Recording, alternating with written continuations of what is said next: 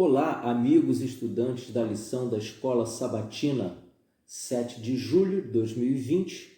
O tema de hoje para o estudo que temos da Bíblia é Vidas transformadas fazem a diferença.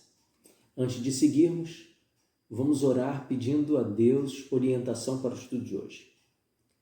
Bondoso Deus, obrigado, Senhor, pela oportunidade de livremente podermos ainda nesse país abrirmos a Tua Palavra para conhecer do Teu amor por nós.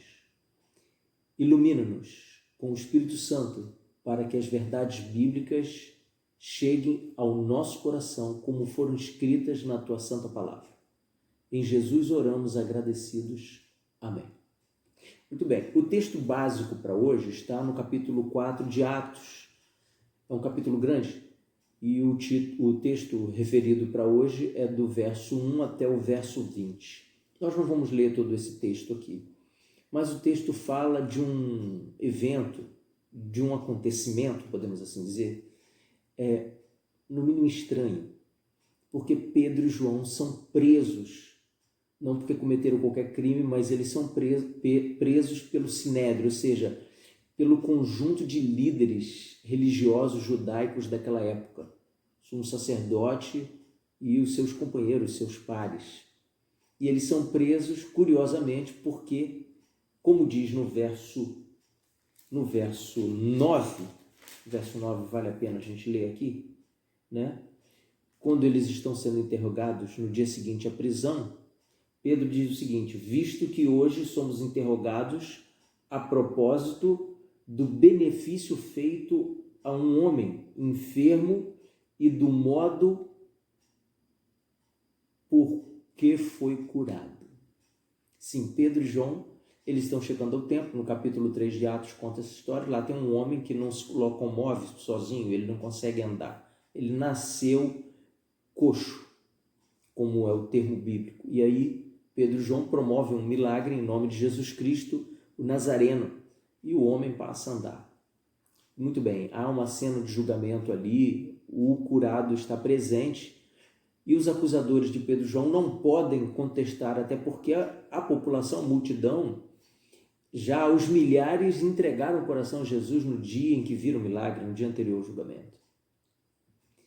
E isso é apenas uma extensão daquilo que havia acontecido no dia de Pentecostes, onde 3.000 pessoas decidiram ao lado de Jesus em apenas um dia. Veja bem que curioso. A Bíblia tem a história de alguém que é julgado, é censurado, é preso inclusive, porque fez bem ao outro. Te parece estranha essa história ou ela já é conhecida? Agora estamos vivendo o final dos tempos nessa terra. O comentário bíblico nos diz o seguinte a respeito da defesa que Pedro apresenta.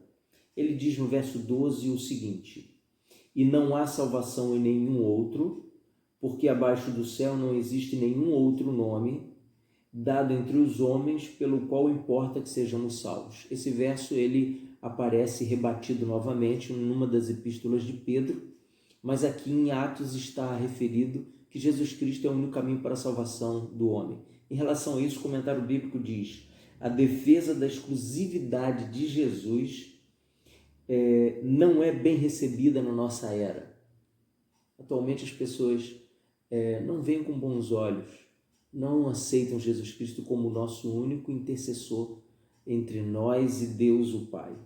Porque ele postula a existência, por quê? Porque as pessoas da nossa era postulam a existência de muitos caminhos para a salvação, mas só existe um caminho. O triste é confirmarmos diariamente que as pessoas que defendem a outra ideia vão descobrir da pior forma possível que Jesus Cristo é e seria para eles o único caminho, caso sigam até o fim da vida, pensando da maneira que pensam hoje. A igreja do Novo Testamento teve um crescimento explosivo. Por quê? 3.000 pessoas foram batizadas no dia de Pentecostes. Mais outros milhares de pessoas foram sendo acrescidas nos dias, nas semanas seguintes. As autoridades reconheceram que não tinham o que fazer contra isso. E elas reconheceram que estava acontecendo algo que eles não dominavam. Os cristãos do Novo Testamento haviam estado com Cristo e esse é o segredo da explosão da igreja que acabara de nascer, que fora criada pelo próprio Salvador. Essas pessoas, não somente os discípulos, mas os contemporâneos de Jesus, eles estiveram próximos do Salvador. E a vida dessas pessoas foi, sim, alterada, foi transformada pelo contato que tiveram com o Mestre. E daí o testemunho pessoal desses homens e mulheres ser impossível de ser contido, porque eles estavam falando de algo que eles tinham uma experiência ímpar para contar. Eu não posso dar a você algo que eu não tenho. Ninguém pode dar aquilo que não tem. Mas essas pessoas, elas tinham uma experiência individual com Jesus Cristo e estavam defendendo o direito de dizer para outras pessoas o quanto e o que Jesus Cristo fez na vida delas. No capítulo 4 de Atos, como lemos aqui, o testemunho falou mais alto. Pedro, antes da crucifixão, foi um camarada que correu da briga, se podemos assim dizer. Jesus estava sendo julgado na casa do sumo sacerdote e Pedro foi acusado de ser um dos aliados de Jesus e ele nega Jesus 3 vezes e foge. Ele chora amargamente, mas ele era muito cheio de si, muito convicto de si e pouco cheio de Jesus Cristo. Mas depois da crucifixão, aqui em Atos 4, você vê uma outra pessoa. Pedro não é mais cheio de si. Ele é um homem seguro, é verdade, mas ele é cheio de Jesus Cristo. E em dado momento ele questiona as autoridades eclesiásticas daquela época, ou seja, os líderes religiosos. Ele questiona quando, advertido para não falar, não pregar em nome de Jesus Cristo, Pedro, ele faz uma pergunta para os líderes e ele diz o seguinte, quando ele é orientado a não falar em nome de Jesus Cristo, a não pregar em nome de Jesus Cristo, eles respondem assim: julgai se é justo, está no verso 19 do capítulo 4, julgai se é justo diante de Deus ouvir-vos antes a vós outros do que a Deus, pois nós não podemos deixar de falar das coisas que vimos e ouvimos. Foram ameaçados e dispensados, e eles continuam pregando. É isso aqui, o tema da lição, vidas transformadas pelo contato com Jesus Cristo. Fazem toda a diferença. Não conseguem, não querem se calar porque tem uma dívida eterna de gratidão com o Salvador. Entendem que por amor o Salvador morreu por eles, morreu por nós. E em resposta estão entregando o seu testemunho pessoal, ou seja, estão se expondo, não é? Muitos de nós, crentes, a gente fica um pouco escondido ali, né? E tal, para ninguém perceber que somos crentes, não haver censura, não haver nenhuma palavra de reprovação, não ter que explicar as doutrinas, não ter que explicar o porquê da nossa escolha, da nossa situação. E a vida vai passando sem um testemunho que contagie outras pessoas a se dedicarem a Jesus.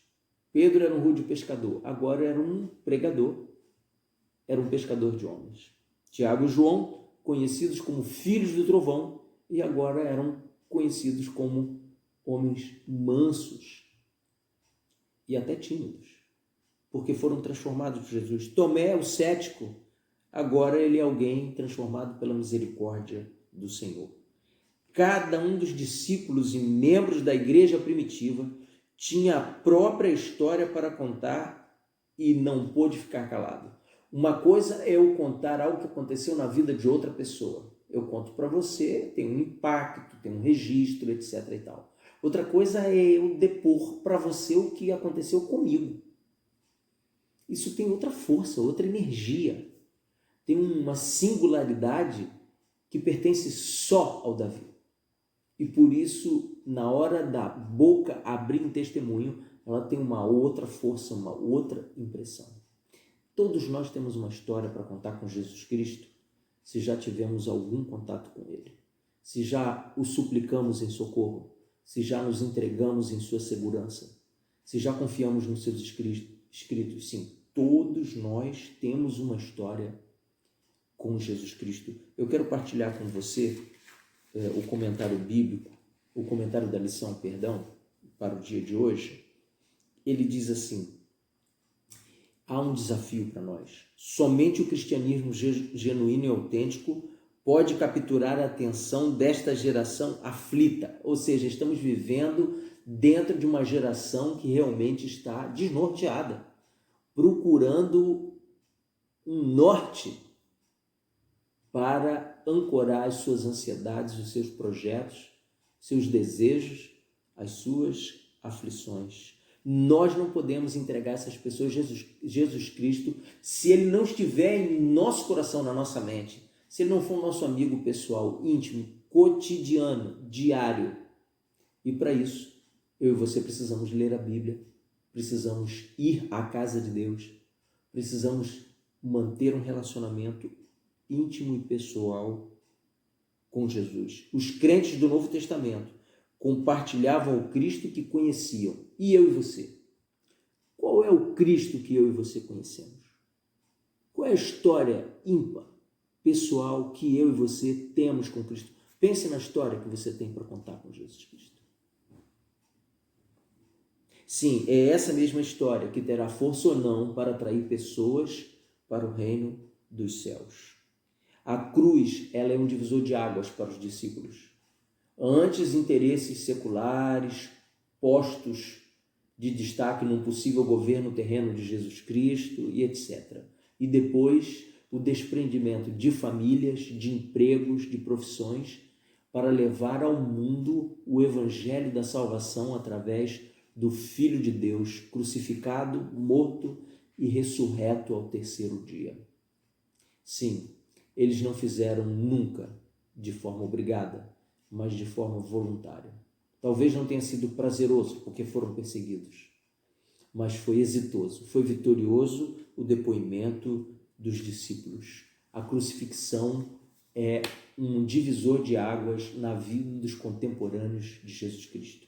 Não somente para aqueles que abraçaram a causa, mas também para aqueles que refutaram. No fim dos dias da história desse mundo, nós vamos conhecer dois grupos de pessoas. Um grupo à direita e um grupo à esquerda. A Bíblia ensina assim. A direita e a esquerda de Jesus. Voluntários que abraçaram por amor a causa de Deus e voluntários que rejeitaram por desprezo a causa do nosso Senhor Jesus Cristo. Eu vou encerrando o estudo de hoje por aqui. Deixo com você essa pergunta. Qual é o seu melhor testemunho para contar vivido com o seu Jesus? Sim, que você tenha um dia de vitória na presença de Deus. Deus te abençoe. Fica na paz de Jesus. Amém.